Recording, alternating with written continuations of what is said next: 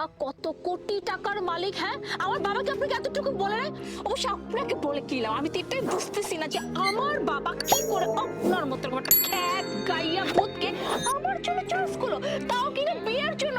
Hello, ভাবলেন কি করে আপনার মতো একটা খ্যাত গাইয়া ভূতকে আমি মনে বিয়ে করবো? ভালো লিসেন ব্রো, এই যে আপনার মতো ছেলে না, ওই যে আমাদের বাড়িতে যে কাজ করে না, সে কাজের লোক হিসেবে আমি রাখবো না। আমার লাইফস্টাইল সম্পর্কে লুক এট দিস।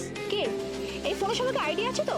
এটাকে বলে আইফোন। এটা হচ্ছে আইফোন 14 প্রো ম্যাক্স। ওকে, লাখ টাকা দামের ফোন। অবশ্য আপনাকে এসব বলে কোনো লাভ নাই, বিকজ আমার মনে হয় না আপনি কোনোদিন এর আগে আইফোন নাম, মনে হচ্ছে একদম নোংরা। ওই যে অনেকক্ষণ হাঁটলে যখন স্যান্ডেলের নোংরা পড়ে না, ধুলা পড়ে না, তাতেই মনে হচ্ছে।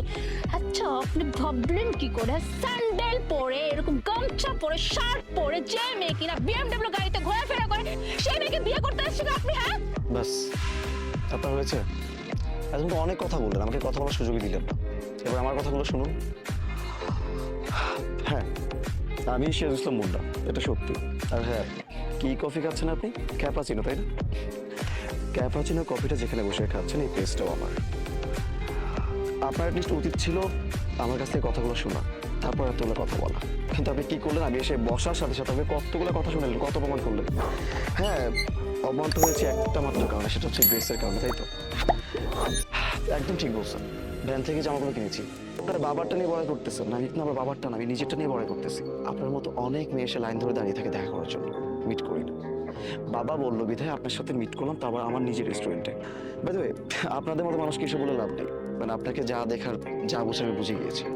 তবে একটা কথা বলবো, শুনুন, জীবনে কখনো না কাউকে জামা কাপড় দেখে জাজ করবেন না, কারণ পরবর্তীতে এরকম পস্তাতে হবে। দেখতে পারে সে হয়তো অনেক কোটিপতি বা অনেক জ্ঞানী, এরকম হতে পারে স্বাভাবিক। একটা মানুষকে মানুষ হিসেবে বিবেচনা করুন, জাজ করুন।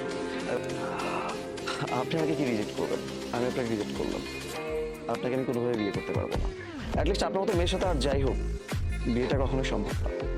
আর বাদে আপনার বাবাকে আপনার কষ্ট করে বলতে হবে না, আমার কাছে ফোন আছে, আমি বাসায় যেতে ফোন দিয়ে বলে দিই। ভালো থাকবেন।